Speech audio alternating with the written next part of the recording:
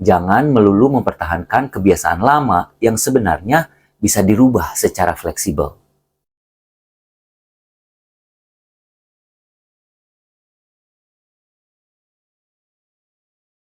Hai teman-teman, di bagian ini kita akan mempelajari cara mengatasi konflik antar generasi menggunakan metode Great Leadership.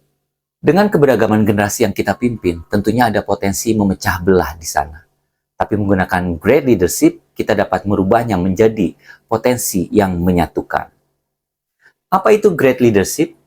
Great adalah singkatan dari Generational Differences, Realization of Why, Expansion of Flexibility, Augmentation of Strengths, dan Tenacity and Truth. Metode Great Leadership ini didapatkan dari hasil studi pustaka dari berbagai sumber dan ahli, kemudian diintisarikan oleh kami menjadi 5 langkah yang menurut saya mengandung elemen YZ untuk mengubah potensi pecah belah menjadi potensi menyatukan. Bagaimana aplikasi dari Great Leadership ini? Berikut adalah uraian dan langkah serta contohnya. Langkah pertama, Generational Differences.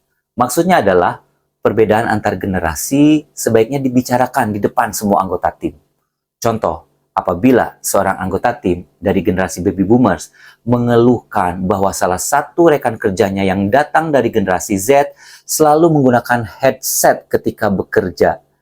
Ini mungkin saja terjadi dan kita harus mempertemukan mereka, lalu membicarakan perbedaan di antara mereka berdua.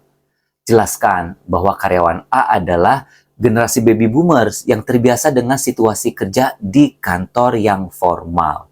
Sedangkan karyawan B adalah generasi Z yang sejak lahir sudah ditemani oleh hal-hal yang bersifat gadget, digital, dan teknologi-teknologi canggih lainnya. Langkah kedua, Realization of Why. Maksudnya adalah fokus pada why, bukan pada what.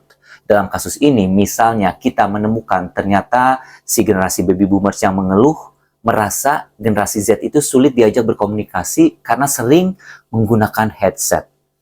Berarti ini bukan tentang headsetnya, ini tentang komunikasi.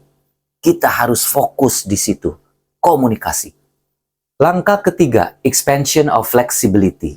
Setelah tahu why-nya, kita harus meminta semua pihak untuk berusaha mengakomodir berbagai pandangan.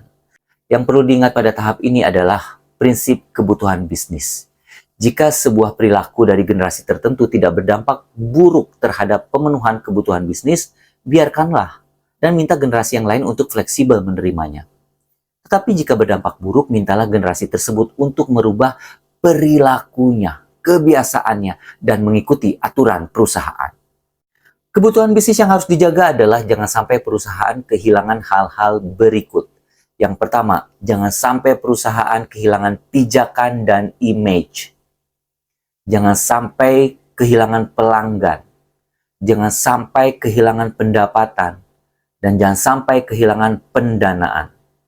Segala hal yang di luar itu bisa dikompromikan dan dirembukan bersama-sama. Jangan melulu mempertahankan kebiasaan lama yang sebenarnya bisa dirubah secara fleksibel.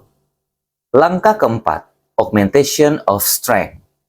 Setiap anggota tim dioptimalkan kekuatannya. Dan kita pakai contoh kasus lainnya ya. Ketika misalnya menugaskan 2 orang anggota tim untuk bekerja shift paling pagi yaitu buka toko. Nanti kita akan menemukan bahwa anggota tim yang satu akan datang tepat waktu, tetapi anggota tim yang satunya lagi kemungkinan akan sering terlambat. Lalu anggota tim yang sering tepat waktu ini mengeluh. Ini seharusnya sudah diantisipasi sejak awal.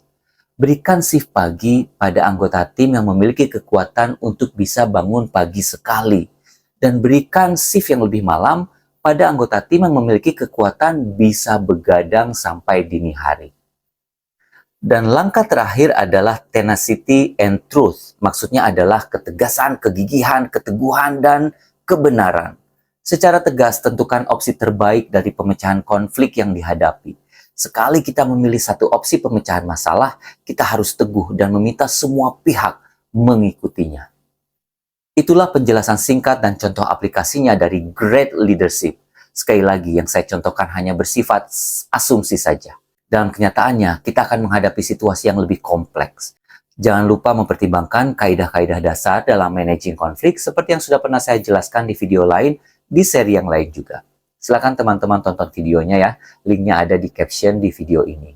Satu hal yang ingin saya ingatkan adalah bahwa teman-teman sudah memahami tentang zero ego, neutral emotion. Jadi pasti sudah bisa tenang dan lincah dalam menghadapi konflik di antara anggota tim, baik yang satu generasi maupun yang berbeda generasi. Sekarang coba ingat-ingat situasi ketika ada konflik antar generasi di timnya teman-teman. Kemudian pikirkan cara terbaik yang bisa dilakukan untuk menyelesaikannya menggunakan metode great leadership yang sudah saya jelaskan barusan. Teman-teman boleh tinggalkan komentar ya. Di bagian selanjutnya kita akan membahas tentang pendekatan kepribadian kepemimpinan era YZ. Terima kasih dan sampai jumpa di video berikutnya.